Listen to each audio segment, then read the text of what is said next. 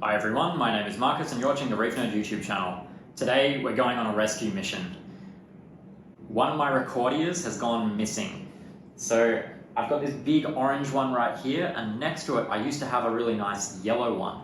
And as you can see, it's not there right now. So we're going to go on a rescue mission, we're going to find it. It's somewhere in the tank, I know that. And then I've got a really cool product to show you for how you can save runaway rics and morphs or any other coral like that that from time to time may dislodge from the rock and needs to be rescued and given a space to recover and reattach to some rock rubble so that you can glue it back down, perhaps in a new location.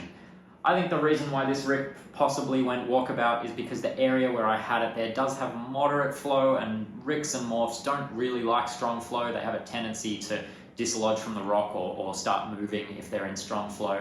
So maybe it wasn't the best spot, but come along for the journey as we go looking for this missing rick.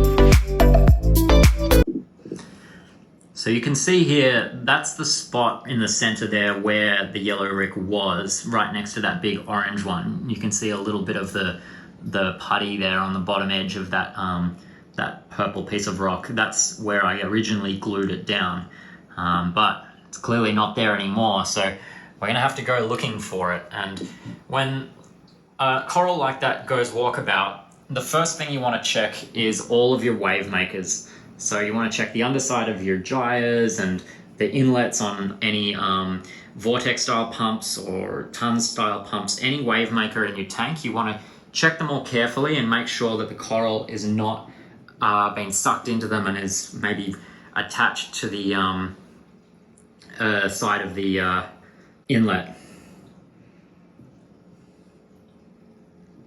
And as you can see on all my wave makers, it's not there. So it's not on any of the wave makers, which is good.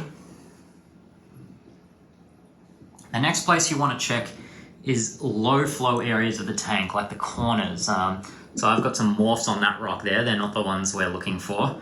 And I've got some more morphs down in that corner. Again, that's not the one we're looking for. Those ones are attached to rocks and I placed them there. So, and then we can look in and around all of this area. You can see I've got a little bit of green cyano at the moment, but nothing too much that I'm too worried about.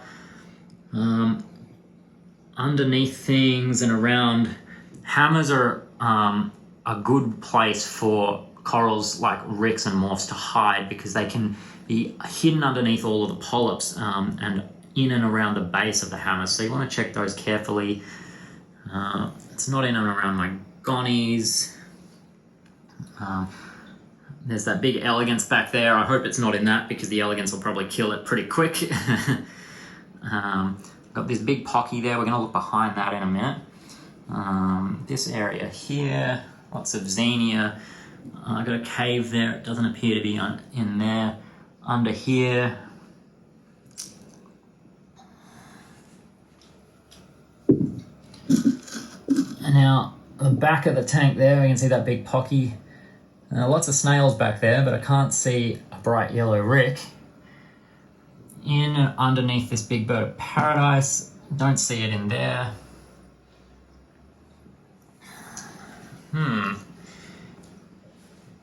A few more places to look. I do have, if we're looking from the top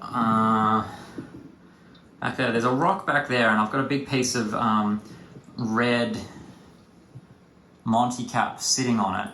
Now that rock's just sitting against the back wall, but I imagine there's probably pretty strong flow back there, so it could have gotten sucked back there. And let's try to see if we can angle in there and get these leaves out of the way. Oh, my glass is pretty dirty just here, but aha! I think, do you see that? I think I can see it.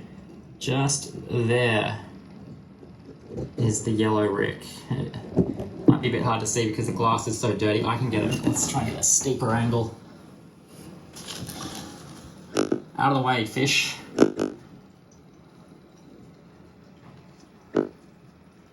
Yeah.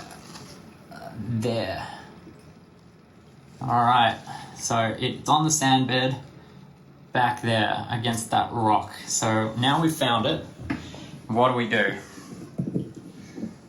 Well, where there's a problem, there's a solution. And when this rick dislodged a few days ago, I immediately went online to try and find a solution. And someone told me about these custom 3D printed rick hospitals that Gallery Aquatica make.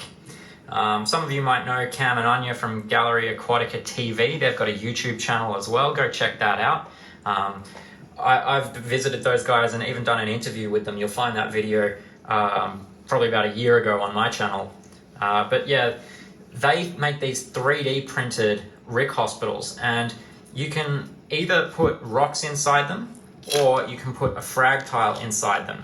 They come in a number of different sizes. This one here is their new and improved one as compared to the original. And the main difference you can see is on this clear mesh over the top of the rick hospital, which allows water and light to pass.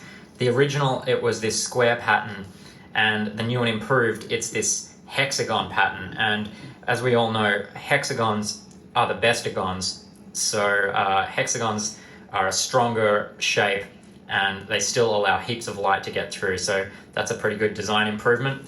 And there's also the bigger version as well. Now, these lids just snap on and off, just like that. They're notched around the edge, as you can see, that's what it clips onto. And you can get these tiles as well if you want your rick or morph to be attaching to a tile. If you want that, I'm personally not going to use the tiles because I want to inevitably re-glue this rick back to my rock work. So I'm going to use some rock rubble and hope that it attaches to that instead of the tiles. Yeah, there's a few options, black, white, and the new ones have got the hexagon pattern on the clear mesh. Really cool product. And they're 3D printed, so perfectly safe for use in an aquarium environment. Go check out Gallery Aquatica if you're interested in these. I think it's $12 for the big one and $7 for the little ones, and you can buy extra tiles too if you need them. All right, it's time to commence Operation Rick Rescue. It's going to be difficult to capture on camera, so I've just put the camera on the tripod where it is now. I'm just going to capture the whole scene. I won't be able to get the camera down in there because it's such an awkward spot, but as you saw before, I'm going to be using these really long tweezers, which are insanely useful on a reef tank. If you don't have a set of these, go grab some. I've got a towel ready, and I've got a little cup of tank water, which I'm going to put the rick in once I manage to extract it. So yeah, wish me luck. I've put the hoods up as well so I can get more access into the back of my tank, but this is still going to be pretty awkward, and I think I'm going to be kind of blind to exactly where the rick is. I can just see it. Let's hope for the best. Okay, without breaking my frag rack.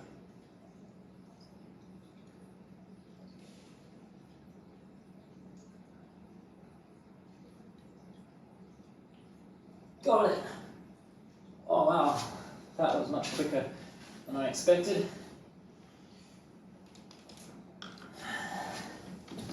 Cool.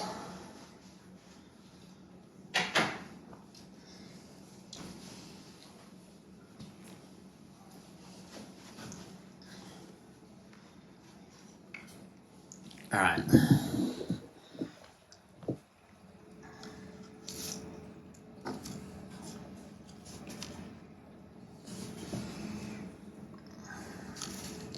So here's the rick in question.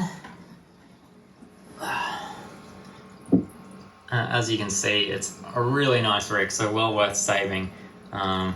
It's actually quite bright yellow. I'm not sure how well that's coming up on camera, but it's a super bright yellow rick. It might look green on the current lighting that I've got it under, but yeah, so now that we've saved the rick, next step is to prepare some rubble for it to attach to. And I'm going to use, I think, this one here because it's just the one rick, and why not, let's use the new and improved. Probably don't need to use the big one for just a rick of this size. And for rubble, let's go see what I've got. So I've got this box of leftover Marco rock from when I originally built my rockscape, and in that box I have this bag of little pieces that I saved from when I was smashing it all up. So all I'm going to do is just grab a small handful of those little pieces. So I think they're all approximately the right size. And let's see, what do we got here? There we go. So the rick is going to attach to ideally one of these rocks. If it attaches across two of them, it doesn't really matter because I can just glue the two rocks together and use them both when I then come to glue the rick onto my actual rock work. The important thing to note is to make sure that the height of the rocks is not higher than the top of the rick hospital, so that this will still go on properly.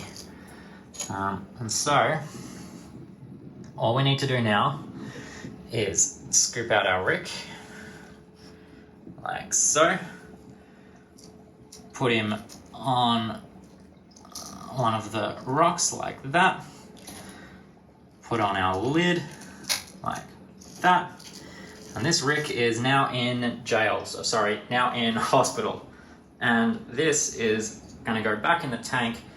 The rick will get plenty of light, still a bit of flow because of all of the mesh screen there, and ricks probably can take between 1 and 3 weeks to attach to rocks, so don't rush it, just take your time, wait till you can check it every now and then, but wait till the foot is fully attached to a rock, and then you're good to take it out and put it back somewhere else in the tank.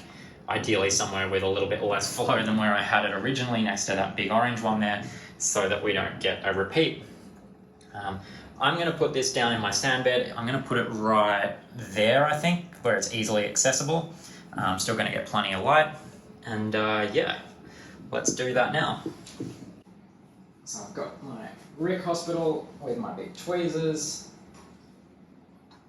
and in it goes. Sweet. I just bury that a little bit in the sand just so it doesn't get moved around, although my sand sifting starfish will probably crawl all over it anyway.